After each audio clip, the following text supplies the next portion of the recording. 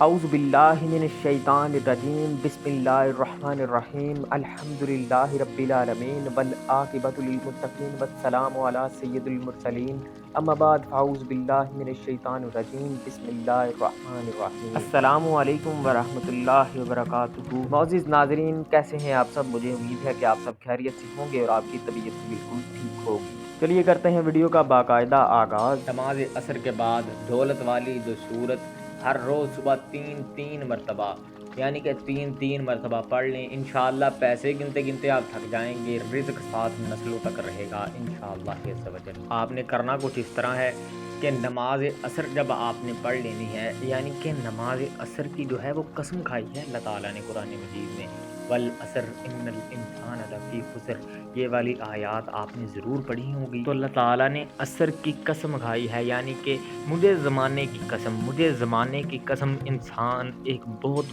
بڑے خسارے میں ہے۔ اللہ تعالیٰ ہم سب کو خسارے سے محفوظ رکھے، گھاٹے سے محفوظ رکھے۔ تو دوستو، گھاٹا یہاں پر اس چیز کو کہا گیا ہے کہ ہم نے تجھے اس دنیا میں اس لیے بھیجا کہ تو اپنے امتحان کی تیاری کر جو تو نے کل سر انجام دینا ہے۔ جس امتحان میں تو جائے گا تو وہی ساری زندگی کا امتحان ہے، اور کل رزلٹ ہے، آج امتحان میں ہم تیاری کر رہے ہیں۔ دوستو، ہمیں اللہ تعالیٰ سے دعا کرنی چاہیے کہ اللہ ہمیں گناہوں سے محفوظ رکھ اور اپنی پناہ میں لے اس شیطان مردود سے جو لوگوں کے دلوں میں وسوسے ڈالتا پھرتا ہے۔ اللہ تعالیٰ تمام احباب کو، آپ کی نسلوں کو شیطان مردود کے شر سے محفوظ رکھے، آمین۔ نماز عصر کے بعد دولت والی دو صورت، یعنی کہ پورا قرآن مجید ہی برکتوں والا ہے، لیکن ان دو صورتوں کے فضائل جو پڑھے ہیں تو بہت ہی فضائل ہیں، بہت ہی عظمتوں والی یہ صورت ہے۔ سب سے پہلی تو الحمدللہ رب العالمین سورۃ الفاتحہ، اور دوسری قل ھو اللہ احد سورۃ الاخلاص ہے۔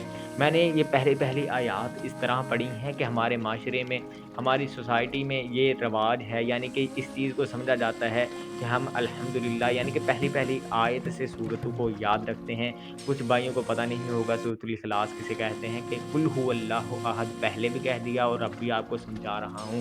تین مرتبہ نماز عصر کے بعد آپ نے نماز عصر کے بعد لازمی روزانہ پڑھنی ہے انشاءاللہ۔ اس میں عمر کی کوئی قید نہیں ہے، عام اجازت ہے، کیونکہ یہ قرآنی عمل ہے، اس کی اجازت کسی سے بھی لینی نہیں پڑتی۔ ہمیں تو قرآن مجید کی تسبیحات کو ویسے بھی پڑھتے رہنا چاہیے، اپنی بہتری کے لیے، اپنی نسلوں کی بہتری کے لیے ویسے بھی پڑھتے رہنا چاہیے۔ اللہ تعالیٰ ہم سب کو جزائے خیر عطا فرمائے، ہم پر اپنی رحمتوں کے سائے رکھے، آمین۔ اور تمام امت مسلمہ میں جو بھی پریشان ہیں، اللہ تعالیٰ ان کی پریشانیوں کو دور فرما کر انہیں ان کی پریشانیوں کو خوشیوں میں بدل دے، آمین۔ سبسکرائب اور لائک لازمی کیجیے گا، بار بار کہنا اچھا نہیں لگتا، جزاک اللہ یہ بالکل فری ہوتا ہے۔ اللہ تعالیٰ آپ کو اس کار خیر کی جزائے خیر عطا فرمائے، آمین، جزاک اللہ۔